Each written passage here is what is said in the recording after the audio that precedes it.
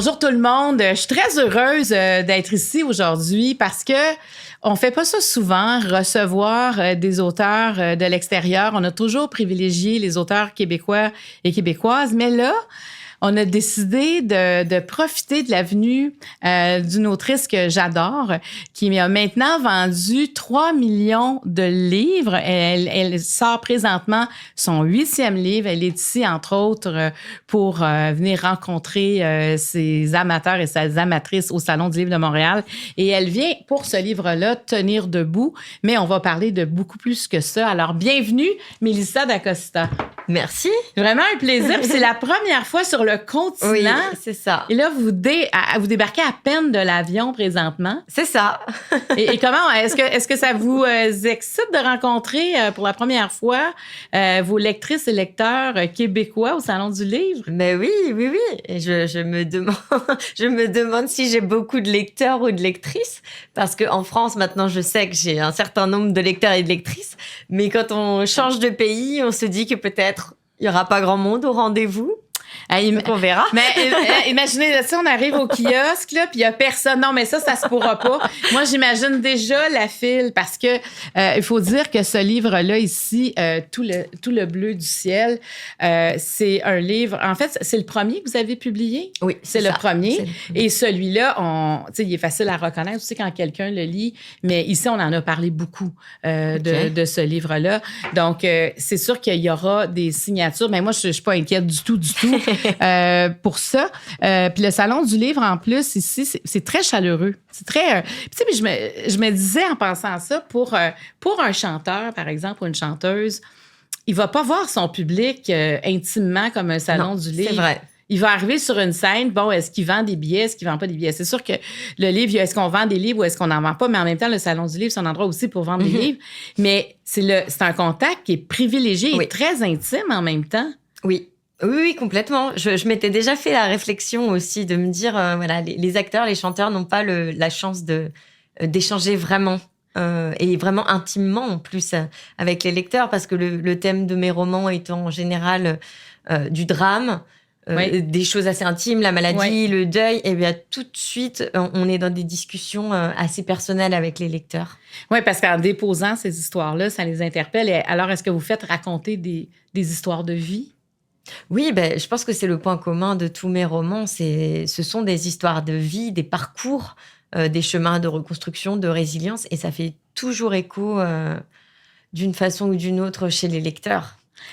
Tenir debout, là, moi, quand j'ai commencé à le lire, je ne savais pas c'était quoi le contexte exactement. Et justement, moi, ça me, comme les autres, c'est venu me chercher parce que j'ai eu 3 fractures à la colonne vertébrale, dont 2 fragments qui sont à 3 mm de la moelle épinière. Donc, dès que ça se touche, si ça l'arrivait, je paralyserais.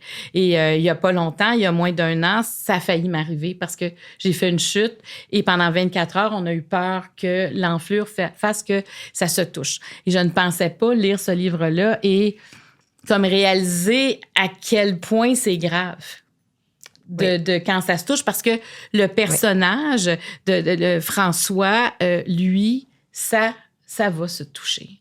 Oui. Et à ce moment-là, il paralyse. Donc, c'est cette histoire-là qui est un drame dans une vie incroyable. Un acteur qui a le vent dans les voiles, l'accident de moto, finalement paraplégique. Oui. Et pourquoi, comment cette naissance, est-ce que la naissance de cette histoire-là est arrivée? Tu sais, parce que c'est quand même grave dans une vie. Il y a beaucoup de conséquences. Alors, l'idée d'écrire sur le handicap, la paraplégie et sur le couple, elle m'est venue à l'occasion de la sortie d'un de mes précédents romans qui s'appelle Les douleurs fantômes. Ouais. Et je le retravaillais parce qu'il allait sortir en librairie en France. Et on avait déjà un couple, Tim et Anton, 2 hommes qui étaient en couple. Et Anton avait eu un grave accident de ski et il venait de passer 3 ans en centre de rééducation. Il avait encore son fauteuil roulant, il commençait tout doucement à remarcher. Et on avait déjà les prémices de ce que ça impliquait dans le couple, cette rage énorme qu'avait Anton, la culpabilité de son compagnon qui était l'aidant et qui n'en pouvait plus mais qui ne pouvait pas flancher. Donc on avait déjà tous ces éléments. Mais ce n'était que 2 personnages parmi tout un groupe d'amis. Et je le relisais et je me disais, mais c'est un sujet à part entière. Ça mérite un roman à part entière. Comment un couple se relève face à ce genre de handicap, donc un handicap physique qui impacte les gens, mais pas seulement. Parce qu'on réalise quand on gratte un petit peu le sujet que ça impacte beaucoup, beaucoup d'autres choses physiquement, mentalement, aussi émotionnellement. Et j'ai voulu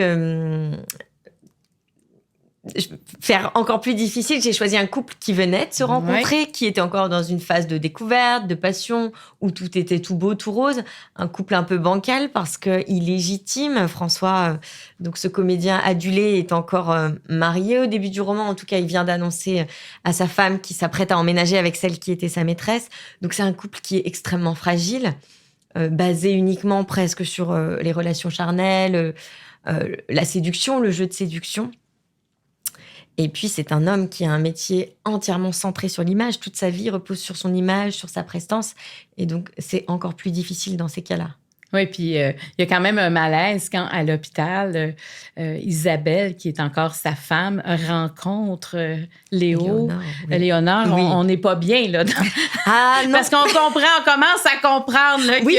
Parce qu'au début, on dit, bon, ben peut-être que ça fait longtemps, et là, tout à coup, non, OK, là, ces choses sont encore dans sa maison, puis ils doivent déménager, dans le fond, quelques jours après l'accident. Ils doivent aménager ensemble quelques jours après l'accident.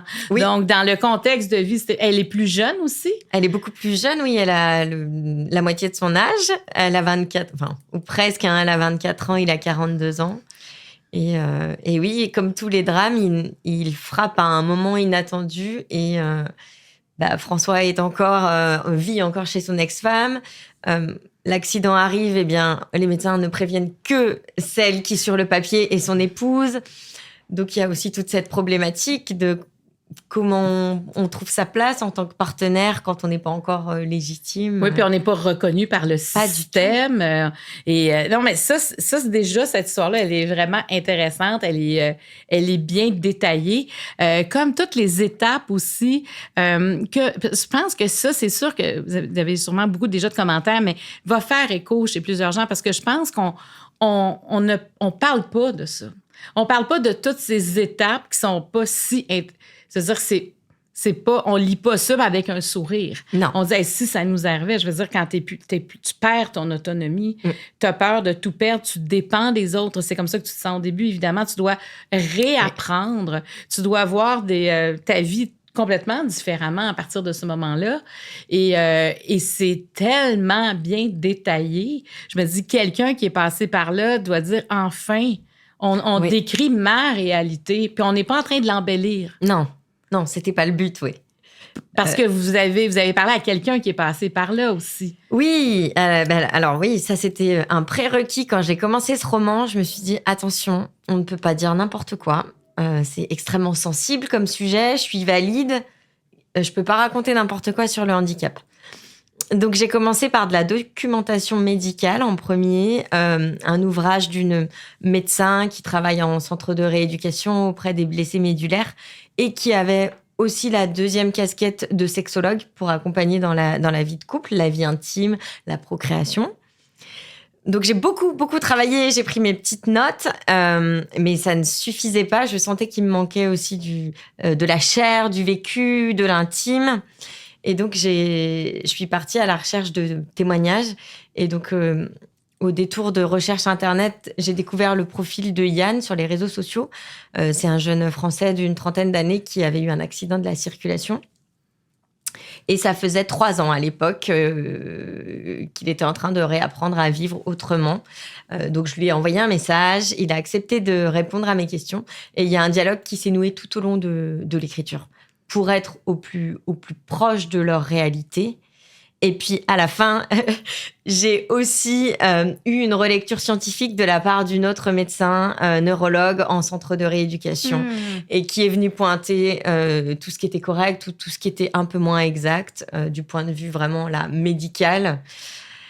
Donc voilà, j'ai mais fait en sorte d'être... Mais ça, c'est intéressant. C'est ce qui fait aussi, je pense, la qualité de cette lecture-là. Et est-ce que Yann a donné son impression après la lecture du roman? Oui, alors il a mis beaucoup de temps parce que Yann n'est pas un grand lecteur. Et c'est quand même une pas pire et c'est un pavé. Ouais. Donc la première personne qui l'a lu, c'est sa compagne, Pauline, qui... au départ, était un petit peu en toile de fond de nos discussions. Et puis, elle tendait l'oreille. On communiquait beaucoup par des notes vocales. Et donc, elle était derrière, elle tendait l'oreille. Et puis, petit à petit, elle lui disait « Ah, tu peux rajouter ça, tu lui as pas parlé de ça. » Et puis, petit à petit, elle s'est greffée à nos discussions. Et donc, la première fois que je les ai rencontrés tous les deux. Et je leur ai remis mon manuscrit qui était fraîchement imprimé. Et c'est elle qui l'a lu en premier. Et Yann l'a lu, lui... il n'y a pas si longtemps, juste avant la sortie. Et ils se sont beaucoup, beaucoup retrouvés là-dedans. Autant Yann en tant que blessé, en tant que personne en fauteuil, et autant Pauline en tant qu'aidante. En fait, elle a retrouvé beaucoup, beaucoup de choses dans son rôle d'aidante et dans les souffrances qu'on peut avoir aussi en tant qu'accompagnant. Oui, parce qu'il y a un côté sombre de tenir debout, parce que c'est un passage difficile entre la vie d'avant et la vie d'après. Et il y a de l'espoir dans ce livre-là. Oui. Mais on voit que les hauts, les bas, on recule, on avance. Ça Toujours. fait partie de la réhabilitation aussi. Et effectivement, dans vos romans, c'est quand même... on retrouve toujours ça, ce besoin de se repositionner dans sa propre vie. Mm-hmm. Et de faire en sorte aussi que les autres doivent se repositionner, de regarder sa vie avec un autre angle. Et ça, c'est quand même un gros travail, je trouve, pour une autrice, de faire en sorte de tout revoir la vie du personnage au complet. Oui. Dans tous les angles. Non, mais c'est pas linéaire, là. Non. Je veux dire, des fois, on peut vivre quelque chose, mais on continue, mais là, on arrête et on doit se repositionner. On est obligé. Et pourquoi on se repositionne, puis vers où on veut aller. Puis c'est ça, je trouve que pour le lecteur, on se questionne soi-même. Tu sais, tantôt, je parlais de Tout le bleu du ciel, qui peut paraître des fois comme une histoire c'est une belle histoire d'amour, mais c'est beaucoup plus que ça. Moi, je me disais, c'est arrête d'attendre. Attends pas d'avoir un diagnostic. Peu importe l'âge, fais ce que tu as à faire. Dis pas à la retraite quand j'aurai 60 ans. C'est un jeune homme qui apprend qu'il a l'Alzheimer précoce et c'est maintenant que tout doit se passer. Il se rend compte aussi qu'il était à côté de sa vie. Complètement. Oui, je pense que c'est un des points communs de tous mes romans. En fait, à chaque fois, il y a un drame. Alors, que ce soit un gros drame comme dans Tenir debout, Tout le bleu du ciel, ou parfois le drame, c'est une rupture amoureuse, quelque chose de moins fatal. Mais c'est le moteur, en fait, qui va obliger mes personnages à changer exactement ce que vous disiez, leur perception de la vie et à s'écouter enfin. Et parfois, il nous faut ça, parfois. Et de voir l'impact chez les proches aussi. Oui. Et ça, c'est pas du tout négligé. Et j'ai comme l'impression que le travail que vous faites justement pour comprendre ce qui se passe, c'est ça votre force. Il y a comme quelque chose, il y a comme un fond de psychologue à travers tout ça. Est-ce que c'est quelque chose qui vous aurait tenté, ça, d'être psychologue? Ben oui. Moi, pendant des années, j'ai voulu devenir psychologue. Pendant tout mon collège et mon lycée, je me destinais à devenir psychologue. Et puis, alors, je ne sais pas comment c'est chez vous, mais en France, c'est un secteur qui est très demandé. Voilà, il y a beaucoup d'étudiants, tout le monde veut faire de la psycho, et puis il n'y a pas beaucoup de postes au final. Et donc, je me suis un petit peu laissée convaincre par mes professeurs d'aller dans une voie un peu plus facile, en tout cas avec plus d'emplois. Mais mon centre d'intérêt, ma curiosité se porte sur la psychologie, évidemment. C'est étrange parce que moi, c'est un orienteur. Moi, je voulais aller en psychologie. C'est vrai? Oui, absolument. Il m'a dit, non, tu as trop des bonnes notes en sciences et en mathématiques. Ah ben voilà, c'est ça. Donc, je suis allée en sciences économiques. Exactement pareil. Économie-gestion. Pour vrai, oui. Ah, mais ça, c'est drôle, par exemple. Ouais. Et finalement, on arrive quand même à l'humain. Mais oui. Tu sais, moi, j'ai mis une plateforme numérique, une communauté numérique en place, puis le thème, c'est l'humain dans tous ses états. C'est l'humain qui est intéressant. Oui. Et on le sent, cet amour de l'humain à travers tout ce qui est écrit. Et c'est ce qui m'a vraiment happée. Et je me demandais, c'est quoi l'hygiène littéraire? Comment? Mais parce que ça, ici, on a seulement 3 livres. Tantôt, on parlera de celui-là, mais ça, c'est le 8e. Et j'imagine qu'il y a d'autres choses qui ont été écrites aussi. Mais comment on arrive à écrire autant? C'est quoi la discipline qui se cache derrière ça? Je pense que j'aime tellement écrire que ce n'est pas une contrainte pour moi. C'est à peine un travail. En tout cas, l'acte d'écrire, je le vis pas du tout comme un travail. Et donc, je vais écrire dès que je peux, dès que j'ai une demi-heure dans un train, dès que j'ai un petit battement d'1 heure pendant la sieste des enfants, par exemple. Aussitôt, je me pose pas la question, je vais écrire parce que c'est mon plaisir et ma passion avant tout.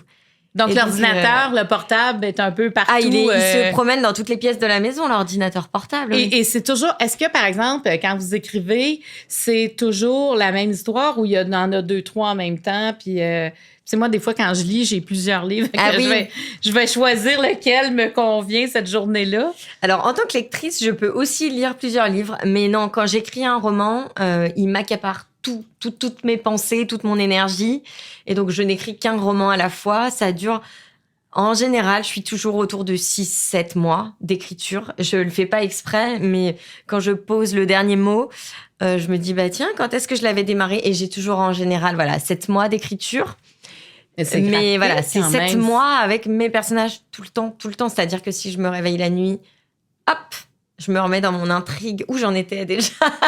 Je me lève le matin, ça va faire partie de mes premières pensées. Mes personnages, ils sont toujours là. Est-ce que ça teinte l'humeur? Toujours en positif. En tout cas, ils sont toujours là et c'est ce que je disais l'autre jour. C'est un petit peu de savoir que je vais les retrouver.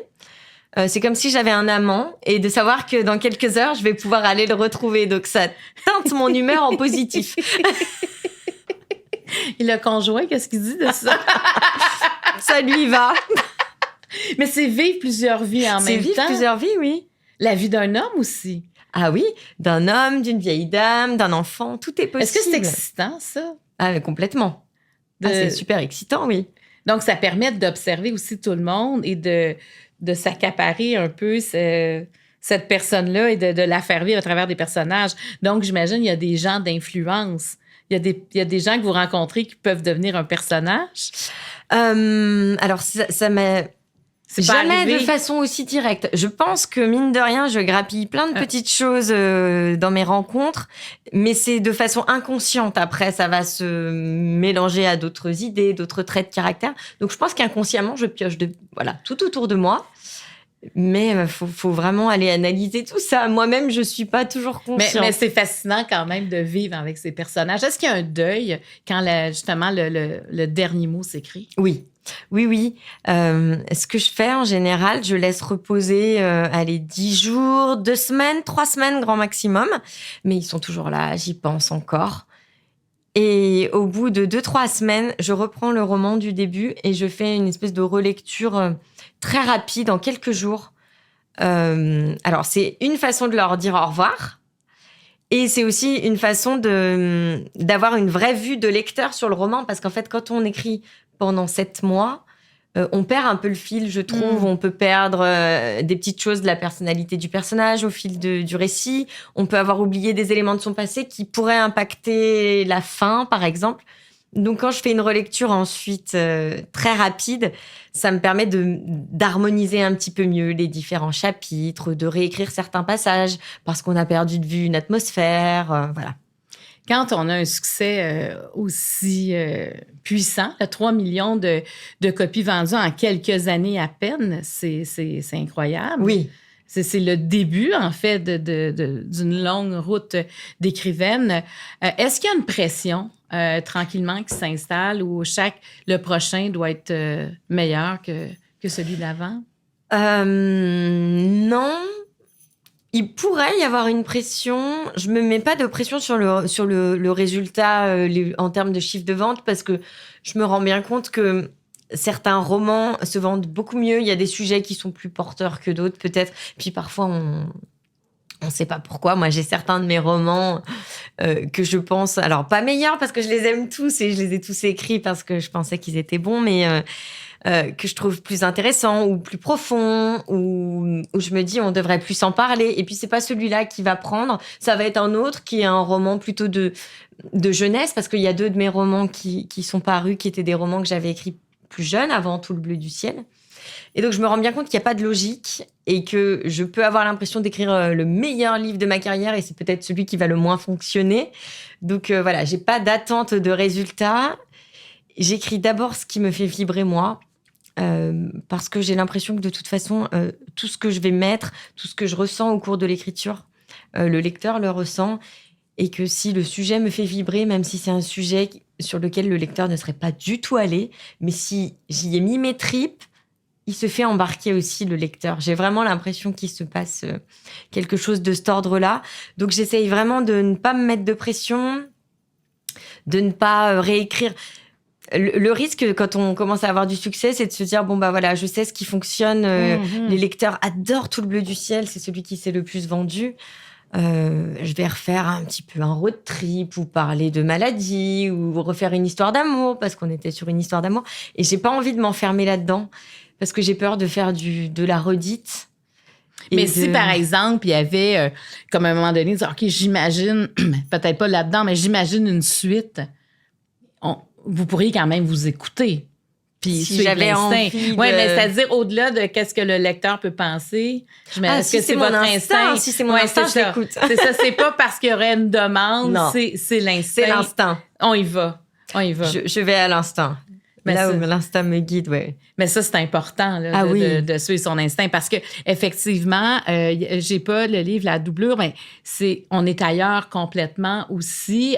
On pourrait avoir de la difficulté, je pense, dès le départ à deviner qui a écrit. Ah oui? Mais dans le sens que c'est très différent des autres. Et moi, j'aime assez être déconcertée, justement, de pas avoir l'impression de lire une suite, tu sais, comme voici à quoi ça ressemble et ça sera toujours un peu des histoires avec des personnages différents, mais là, on est dérouté quand même. Donc ça, c'est aussi, j'imagine, pour une autrice comme vous, c'est un bonheur de plonger dans des univers aussi différents. Ah oui, c'est grisant. Qui apportent mais j'imagine qu'ils vont toucher des clientèles différentes aussi. Oui. Ben c'est le livre dont je parlais tout à l'heure. La doublure, pour moi, il devrait avoir un retentissement beaucoup plus grand que ce qu'il a eu. C'est celui dont je suis le plus fière, peut-être. Non pas que je sois pas fière des autres, mais parce que en termes de recherche, j'ai fait un travail énorme. C'est un territoire inexploré aussi. Et je viens en plus explorer des sujets encore très tabous. La drogue, la sexualité dans le milieu libertin, voilà. Et puis même le courant du romantisme noir dans lequel baigne le roman. Il est très, très peu connu, très peu étudié. Donc, mais ça veut pas dire qu'il ne le sera pas. Non, peut-être que ça arrivera un peu plus tard. Et parce qu'il a son succès quand même, mais... Ben oui, parce que moi, je trouve que la littérature, ça ressemble aussi à la musique dans le sens que des fois, on découvre un groupe un peu plus tard. Oui, c'est vrai. Par une des chansons. Et là, tout à coup, on veut voir c'est quoi cette démarche musicale-là. Et là, on va découvrir l'artiste. Et j'ai l'impression, parce que là, c'est très prolifique comme production en même temps. En quelques années, vous nous en donnez beaucoup, là. C'est vrai. C'est beaucoup de lecture. Donc, j'ai comme l'impression que quelqu'un qui, la porte d'entrée, pour certains, va être Tout le bleu du ciel, va avoir la curiosité d'aller lire. Mais c'est ça, un auteur. Je trouve que c'est une trace qu'on laisse à jamais. C'est alors après ça va vivre parce que c'est vrai que des fois, quand ça sort, on dit, mais c'est maintenant. Mais il y a des livres qui ont traversé le temps. Complètement. Et il y en a d'autres qui ont marché, puis après ça, on n'a plus jamais entendu parler. Je pense que La doublure pourrait être lu facilement au cégep, à l'université. Ça pourrait être un livre à analyser. C'est quelque chose, d'après moi, qui aura une vie pédagogique. Ah, peut-être. Alors, on va le souhaiter. J'aime aussi parler du début de l'écriture parce que souvent, moi, toutes les fois, j'ai reçu des auteurs ou des autrices, on s'était toujours demandé, ouais, mais moi, les commentaires, c'est moi aussi, j'aimerais écrire. Connaissez-vous des maisons d'édition? Pensez-vous qu'un tel pourrait me rappeler? Puis moi, je disais toujours aux gens, là, je vous laisse après répondre, mais moi, je leur disais, parce que moi, j'ai écrit un récit, c'est d'abord, on l'écrit pour soi. Et après, on l'offre, une fois qu'il est offert, mais là, on le donne. Puis ce livre-là, cette histoire-là ne nous appartient plus dans le sens qu'on est en train de la partager. Mais il faut d'abord l'écrire pour soi avant de chercher une maison d'édition. Et dans votre cas, comment ça a commencé l'écriture? Eh ben, exactement de cette façon. J'ai commencé à écrire quand j'ai commencé à apprendre à écrire, donc ça remonte à très très loin. J'ai commencé tout d'abord donc vers l'âge de 7 ans. quand j'ai maîtrisé les mots, l'assemblage des mots pour faire des phrases, je rentrais de l'école et je jouais à inventer des phrases. Je trouvais ça magique. J'avais l'impression d'avoir une petite baguette magique et hop, je faisais apparaître un autre univers parallèle dans lequel il se passait exactement ce que je voulais. Tout était possible. Tout était possible. Donc, c'était des phrases. Et puis, j'ai continué en écrivant des petits poèmes et puis des contes que j'illustrais avec des dessins. Et puis, dès l'école primaire, donc vers 8-9 ans, je commençais à écrire des débuts de romans. Et ça ne s'est jamais arrêté. Et les parents disaient quoi, là? Un enfant qui commence à écrire un roman à 8-9 ans. Est-ce qu'on se dit, ben là, on a une génie parmi nous? Ou, ils étaient surpris déjà parce que c'est pas quelque chose qui est courant du tout dans ma famille. Non, personne n'a d'attrait particulier pour l'écriture, en tout cas chez moi. Et puis, ça les faisait sourire, ils m'encourageaient. Mais comme je ne voulais pas qu'ils lisent, je voulais que personne ne lise. Ah. J'écrivais vraiment pour moi. Ouais, c'est vraiment... Dans le cas, voilà. Donc, ma mère était assez frustrée parce qu'elle me disait, montre-moi, tu passes des heures et des heures. Non. Et il a fallu des années et des années avant que j'accepte d'être lue. Et il a fallu que je termine un roman en entier. Et j'avais 25 ans et c'était Je revenais des autres. Et là, comme il était terminé, comme c'était un projet abouti dont j'étais satisfaite, là, j'étais d'accord pour être lue. Mais il a pas été déposé dans une maison d'édition à ce moment-là? Alors, j'ai jamais cru pouvoir être repérée par le biais d'une maison d'édition. Parce que pour moi, c'était un monde très fermé, très élitiste. Et c'était un monde, je pensais, qui ne fonctionnait que par le biais de contacts. On avait des contacts ou on n'avait pas de contacts. Et je n'avais pas de contacts. Donc, je l'avais déposé quand même sur Internet, sur la plateforme Amazon, parce qu'il y a eu une époque où quelques auteurs ont été repérés par Amazon. Mais bon, moi, à l'époque où je l'ai déposé, il ne s'est pas passé grand-chose. Mais comme j'écrivais pour moi avant tout, j'ai continué. J'ai écrit la suite, Les douleurs fantômes, que j'ai déposé sur Amazon, mais j'en ai presque pas parlé parce que j'avais compris que par ce biais-là, je n'arriverais à rien. Et puis, j'ai continué à écrire parce que c'est ce qui me faisait vibrer. Donc, j'ai écrit Tout le bleu du ciel. Et là, j'ai découvert d'autres plateformes qu'Amazon. Et donc, la plateforme monbestseller.com sur laquelle j'ai déposé ce roman. Et là, tout s'est emballé en 5 semaines. J'ai eu un florilège de commentaires très, très positifs. Le livre a grimpé dans le classement des romans les plus téléchargés. Donc, c'était un site où je le mettais gratuitement à disposition. Mais ça, c'est comme un rêve. Ah oui, c'est un rêve. Quand ça arrive. Oui. C'est arrivé au 3e. Au 3e, c'est ça. Parce que là, c'est parce que vous êtes toute jeune. Là. Le premier était à 25 ans. C'est ça. Donc, ça fait à peine quelques années. Ben oui. Et après, comment on choisit une maison d'édition? J'ai pas spécialement choisi. En fait, c'est une maison d'édition qui est venue à moi par le biais de la plateforme. C'était une petite maison d'édition parisienne qui publiait, je sais pas, même à peine une dizaine de romans par an, mais qui me proposait un contrat. Et donc, voilà, on n'accepte pas un contrat de maison d'édition. Et puis, par la suite, j'ai été repérée par Albin Michel, suite au succès que j'ai rencontré avec Tout le bleu du ciel. Là, on est dans... autre chose. On est parmi les grands. C'est ça. Qu'est-ce que votre famille dit de ça maintenant que vous êtes officiellement écrivaine et reconnue, surtout? Ils sont très fiers. Ils sont très, très fiers. Ils sont derrière moi à me soutenir.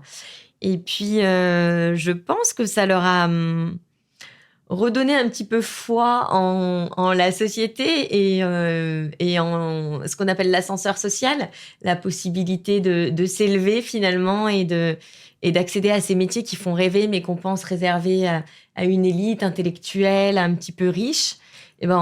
Moi, je viens d'un milieu qui est tout à fait modeste.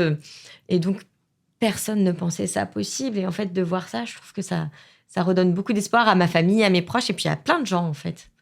Des jeunes lecteurs qui me suivent, qui ont des rêves plein la tête, mais qui se disent que ce n'est pas pour eux. Et en plus, Mélissa, ce qui est vraiment intéressant, c'est qu'il y a une fidélisation des lecteurs et des lectrices. Oui. J'ai vu, je pense que c'est sur TikTok ou Instagram, quand le livre est sorti, on voyait « Je l'ai entre les mains, j'ai hâte. » Tu sais, c'est... Et quand on arrive à faire vibrer ces lecteurs et lectrices de cette façon-là, Ça, c'est une fidélité incroyable. Oui. C'est ce que chaque personne qui écrit recherche, c'est de créer cette attente-là, cette surprise-là.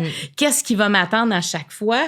Et c'est là que je trouve que ça vous permet de nous amener dans des lieux inattendus. Oui. Et avec la confiance, on va vous suivre. Ben, c'est parce que j'ai cette confiance que je peux me permettre aussi. Ben puis, c'est parce que je me permets que la confiance est là. Je pense que c'est... Puis vous osez provoquer aussi, ça vous fait pas peur de provoquer le lecteur ou la lectrice? Non. En fait, comme j'écris encore aujourd'hui, j'écris avant tout pour moi. Je veux me donner du plaisir à moi, me surprendre moi, me faire vibrer avec des thèmes peut-être un petit peu plus tabous ou en allant gratter des univers un petit peu méconnus. Eh bien, c'est pour ça que je prends des risques, d'abord pour mon plaisir et puis en me disant, allez, il y a un petit pacte de confiance avec mon lectorat, donc ça devrait le faire. Donc, sans avoir peur de perdre l'acquis. Puis c'est toujours le danger du succès. C'est de perdre ce qu'on a. Quand on n'a rien, on n'a pas peur. Oui, c'est sûr. C'est quand les attentes de la maison d'édition, peu importe. Là.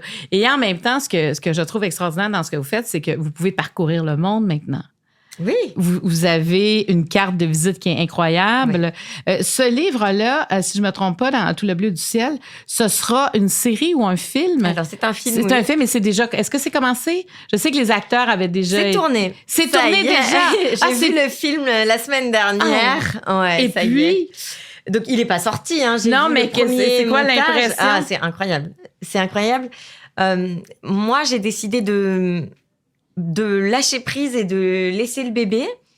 Et à la fois, quand on cède ses droits, en général, les producteurs, les scénaristes n'ont pas trop envie d'avoir l'auteur dans les pattes qui veut mettre sa petite patte, qui veut corriger les dialogues. Donc, à la fois, on m'a pas énormément sollicité, mais j'avais le droit de faire des retours, j'ai pu lire le scénario. Mais moi, j'ai décidé de lâcher prise et de les laisser travailler un petit peu tranquillement, tout en ayant cette petite crainte de me dire qu'est-ce qu'ils vont faire ? Est-ce que ça va marcher ? J'avais lu le scénario, mais tant que c'est pas à l'écran, on se rend pas compte. Il y a des choses dans le scénario où je me disais ça peut pas marcher. Et alors, qu'est-ce que ça marche finalement ? Avec la patte du réalisateur, les façons de filmer, les musiques, et puis surtout le talent des acteurs. Et l'émotion. Et l'émotion, et tout y est en fait. Donc, c'est à la hauteur de vos attentes. Oui, complètement. Et ça, ça va relancer aussi. Pour plusieurs. Sûrement. C'est un balancier, donc il y aura encore des nouvelles personnes qui vont s'ajouter. Sûrement, oui, c'est vrai. Et c'est de ce livre-là aussi qu'il y a une bande dessinée? Oui, tout à fait. Oui, tout à fait. Ça a marqué beaucoup cette histoire-là. Cette histoire-là, elle est... moi, je trouve que c'est une belle porte d'entrée de votre univers. Mm-hmm. Ce livre-là, puis tu sais, déjà, la couverture est attirante, tout ça, mais on comprend parce que tenir debout, moi, je trouve que ce livre-là, il est fascinant pour... tu sais, moi, j'ai fait des émissions pendant des années pour outiller les gens. Mm-hmm. Pour parler de choses qu'on ne parle pas, qu'on n'a pas de spécialiste nécessairement. Mm-hmm. Donc, toujours avec un spécialiste et des gens qu'on connaît déjà, des personnalités publiques qui vivent différentes problématiques, mais de différents angles pour que tout le monde se reconnaisse à quelque part. Et je trouve qu'il y a quelque chose en commun.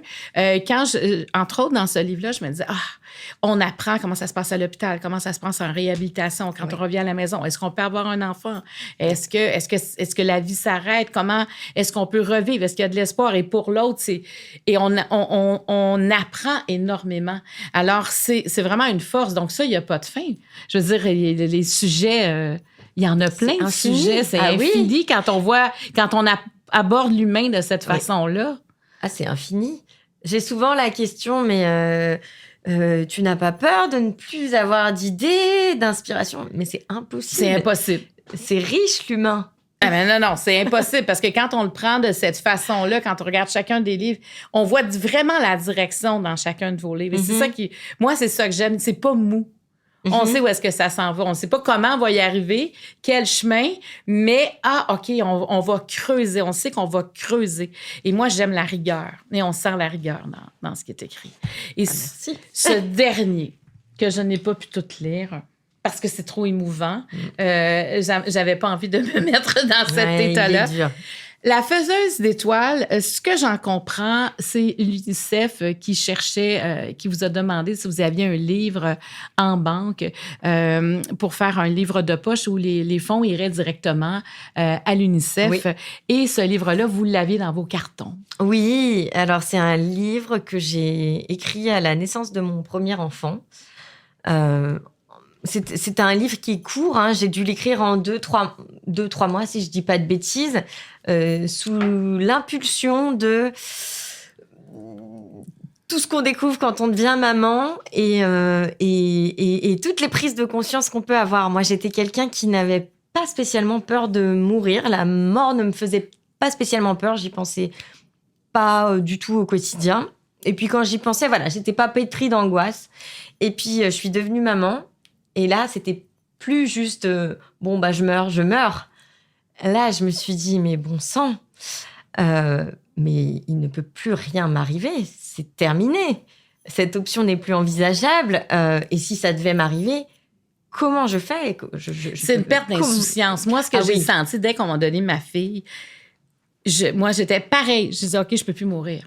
J'avais jamais eu peur de, tu sais, en avion, là, quand l'avion se met à trembler, là, quand il y a une turbulence. Et là, il pouvait plus avoir de turbulence. C'était pas possible. C'est plus possible. Et c'est vrai que ça vient nous happer, cette perte d'insouciance-là. Oui. Donc, c'est parti de là. Donc, c'est parti de là. Je me souviens, je lui donnais ses biberons. Et donc, on était l'un et l'autre à se regarder dans les yeux. Et je voyais là, la confiance et l'abandon total dans ses yeux.